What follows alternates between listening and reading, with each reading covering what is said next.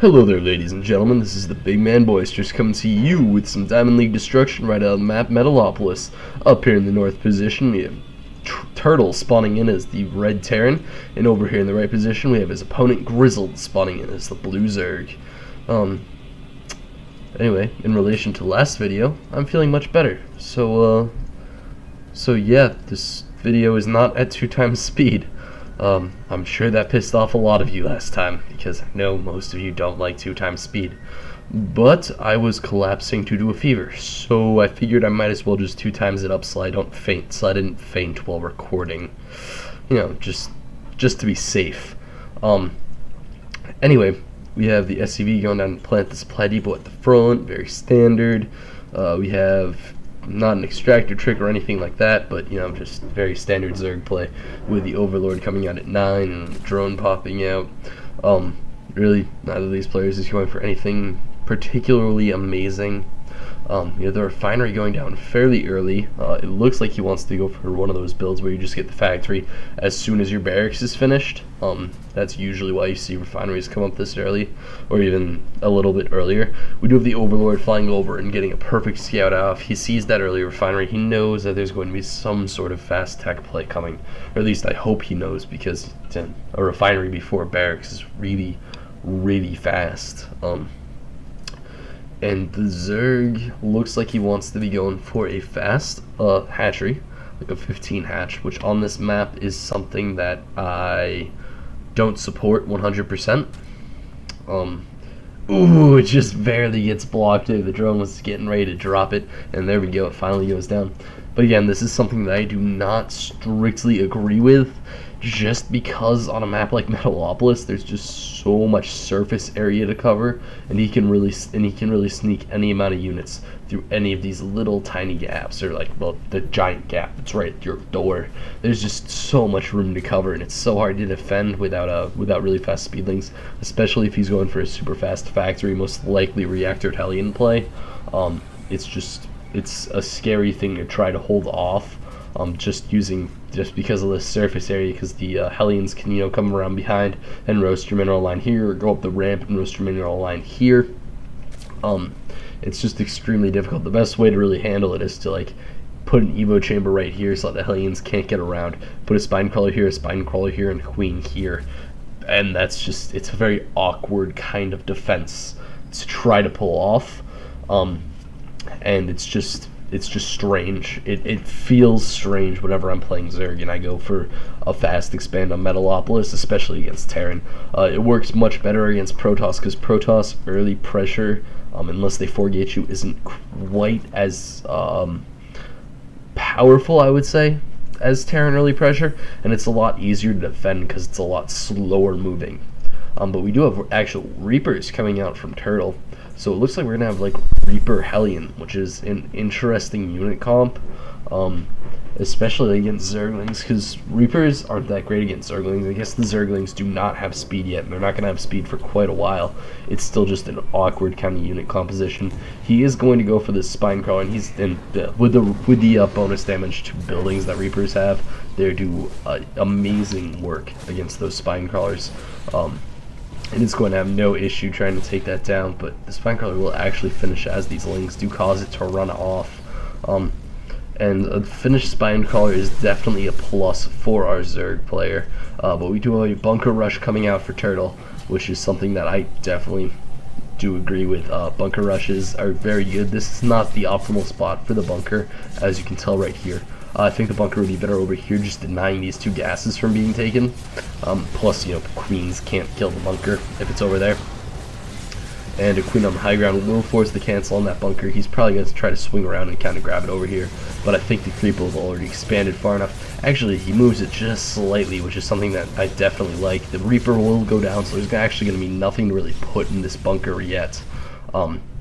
The queen is very low health, but it does get transfused, so it's going to be perfectly fine. I'm surprised that he's not moving these spine crawlers up, because if you can get these spine crawlers in position before the bunker finishes, and is he gonna let the bunker finish? He does. I'm guessing he's gonna salvage it right now, and he doesn't get it off. So there does go.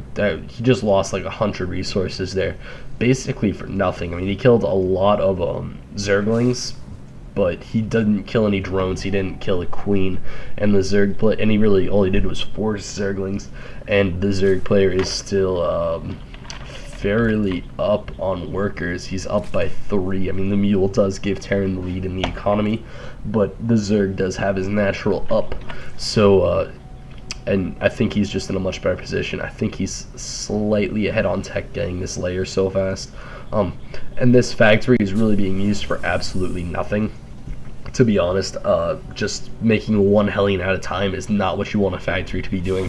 It's not being the most effective thing ever. This tech lab isn't researching anything. This is very, I wouldn't call it bad play out of the Terran, but it seems almost sloppy to me. He's going for an armory, which is interesting. I mean, usually you see that when you see somebody going for like +1 tanks or something, like they want to get the damage bonus to the tanks to really roast some things up. But it's just odd to see right now.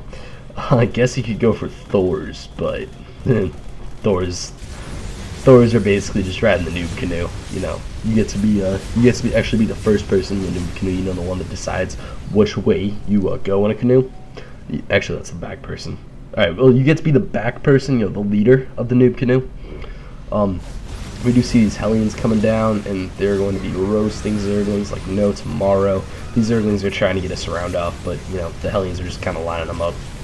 This Queen is going to go down. It's going to be trying to get that Reaper, but it's not going to manage it. As these Hellions do get the drones. Get the drones! Roast the drones! Oh, why isn't he roasting the drones? He needs to be roasting the drones. He's not going to get this Queen. This Queen's going to kill both of his Hellions. Yup. Alright, well, that was very ineffective. And we do have Thors. So, Thors. This is a pseudo-Thor rush with 3 factories. Alright, so we have a 3-factory Thor rush coming out. I'm surprised he's not powering a tech lab off of this barracks. I would expect him to start doing that fairly soon. Just because then he can just lift the factory and drop it where the barracks is and not really have to worry about all that much else. And it looks like he just is going to want to build a tech lab just on this factory. We have the Thors, and actually the Zerg is reacting to this horribly. He just dropped down a Spire. He needs a Roach Warren to deal with Thors. For Thors, I think the best thing to do is go for a really fast Neural Parasite and Roach, and then just go infest a Roach and wreck the hell out of those Thors. And that's really the only way to deal with them. You can't go Mass Muta against Mass Thor. It doesn't work. Thors counter Muta cost effectively, especially in groups. Marines are a better counter to Mutas than Thors, but Thors are pretty good against them. I mean, 1 Thor versus 10 Mutas, obviously the Mutas are going to win and not really take any losses, but, you know, 1 Thor against 3 Mutas, which is basically, you know, cost equivalent, the Thor will win. I do believe. So there's, you know, just not a whole lot going on still. These Thors are kind of just chilling, getting ready to go on the offensive. And he's going for +1 Flyers attack and 7 Mutalisks. He does not want to be doing that. That's just a very bad thing to be doing. Mutalisks against Thors, not the best thing in the world. Everybody's like, oh, you can magic box him, not cost effectively. You need either way more Mutas than they have Thors, or all your Mutas are going to die. And it looks like these Mutas are going to swing around. We're going to get a couple of hits taken by that missile turret. And they're going to go for the worker line. And actually, that missile turret is placed optimally to defend these gases, but I would have liked to see it like right here, because then it can essentially defend the gases and the worker line. And he sees those Thors, and that's kind of the, I did something wrong here moment. And he is going for a lot of Lings, but Lings, although they are kind of good against Thors, they're not particularly amazing. And really, it's just not looking good for our Zerg buddy right now. He's going for +1 ground carapace. Does he have an infestation pit? He does have an infestation pit, but he needs to be researching Neural Parasite. That's really the only way he's going to get out of this. I guess he could go for Broodlord, but that's kind of not the most efficient way to transit to dealing with these Thors, because you know the attack's going to be coming first before you get Broodlords out. I don't wonder why he's going for Hive still. This doesn't make any sense at all to me, really. He needs something that's going to be able to deal with them right now, not in 20 seconds, or well, not in like a full minute actually.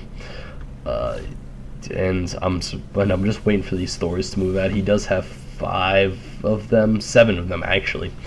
2 of them are just playing defense, and he is keeping up with at least one. Oh, they're all 3 creating Hellions now. And yeah, this is not a good situation for the Zerg player.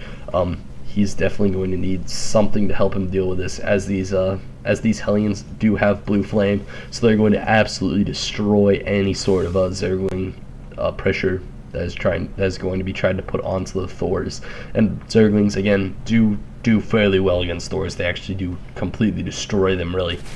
But with Hellions there for the Thors backup, not a whole lot's going to happen with these Zerglings. They're just going to absolutely roast it. And he just salvaged the bunkers, so I'd expect to see a move out anytime right now. We are back to double Thor and 1 Hellion production out of these factories. So 3 factories on 2 bases is definitely heavy mech play, and I think that the Zerg is not going to be able to fight his way out of this one. He is getting Infestors, but he's not getting Neural Parasite. Neural Parasite is a really nice ability to have against those Thors, because you can just grab one of them, and then that Thor will either take damage from all of the other Thors, or it will do a lot of damage to all the other Thors.